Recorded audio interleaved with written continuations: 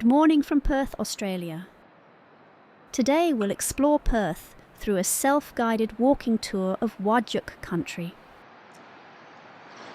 Whadjuk Country is also the home to the Whadjuk Noongar people. This tour is developed by the City of Perth Tourism Division. It offers insight into how the Aboriginal people lived before European settlers arrived. This walk takes us from the Esplanade to the Cultural Centre, covering key sites with rich cultural significance. Though this walk, visitors can appreciate the land in its original, natural form. The City of Perth lies within Whadjuk Whadjuk Country. Here the connections between land, Bujar, family, Muort and knowledge, Katitjan, form the foundation of Whadjuk life. For thousands of years, these links have defined the community, sharing resources and knowledge, maintaining laws and ensuring the land remains healthy. 1. Old Technical School. The Whadjuk people celebrated important moments with Gina Midar. Gina Midar are traditional dances and songs that preserved their cultural knowledge, family connections, and respect for the land. One notable event in 1833 saw the Whadjuk people welcoming Noongar visitors from Albany with a traditional ceremony at this very spot.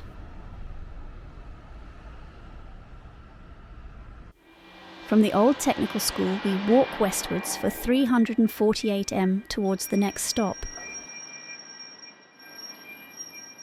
2. The Esplanade.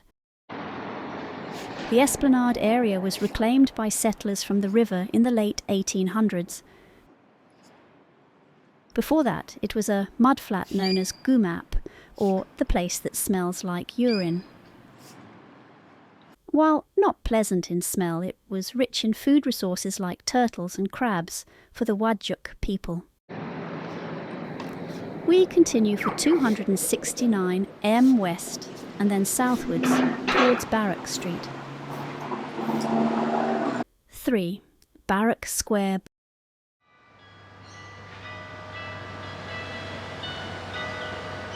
Byerbrup is the ridge between Kings Park, Gargatup, and Harrison Island, Matagarup, where the Whadjuk's main camp was located.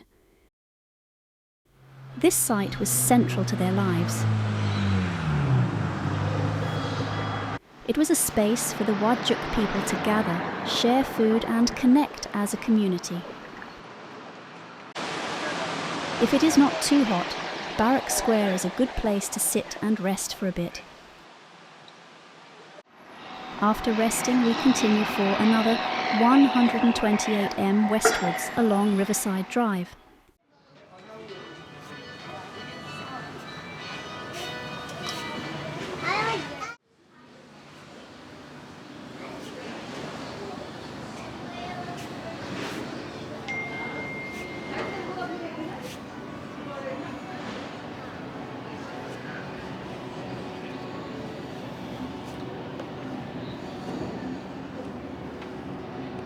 Four.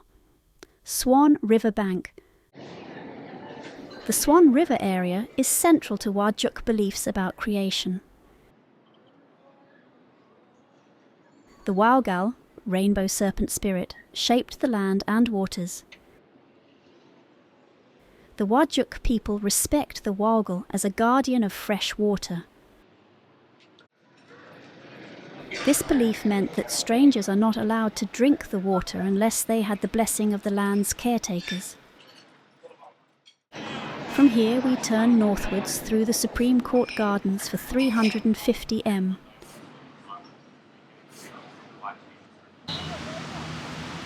We also pass the beautiful Stirling Gardens. 5. St. Georges Terrace. The Whadjuk people were known as Yonga, Kangaroo people. A sculpture of kangaroos in Stirling Gardens symbolises this connection. Aboriginal totems like the Yonga link people to specific animals or places, guiding who they can marry and providing a deep sense of identity and belonging. Stirling Gardens is a lovely place to sit and rest for a while.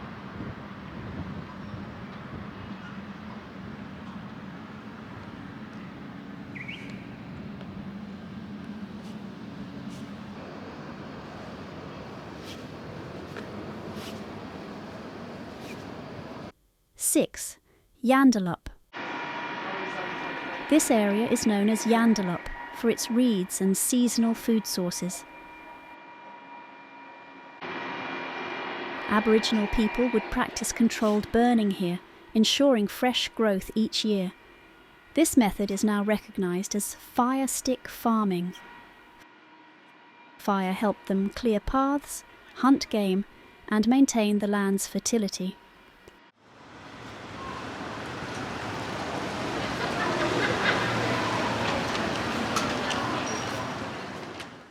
Seven, Murray St. Mal.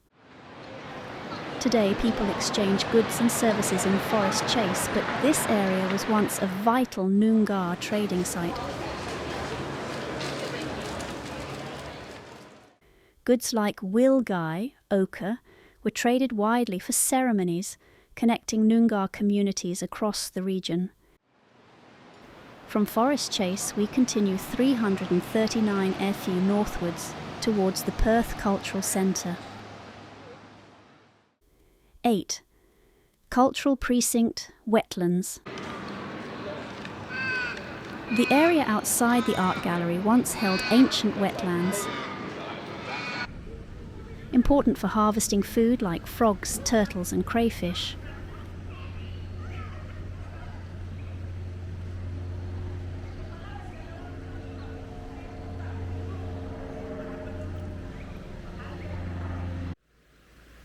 Seasonal water levels shaped Perth's layout and the Noongar's way of life.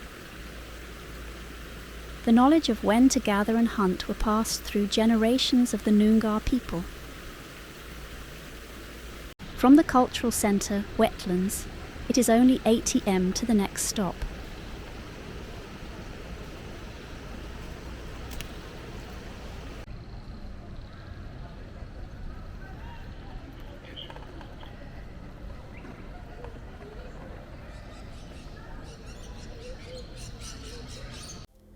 Nine, Perth. Cultural Centre. The Western Australian Museum shows a permanent exhibition called Ngalang Kot Budya Vian.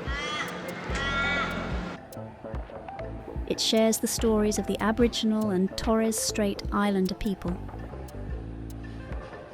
It shows how the people kept their culture strong in the midst of massive disruptions to their lives. It costs AUS 15 per adult to enter the Western Australian Museum. I hope you have enjoyed this self-guided walk.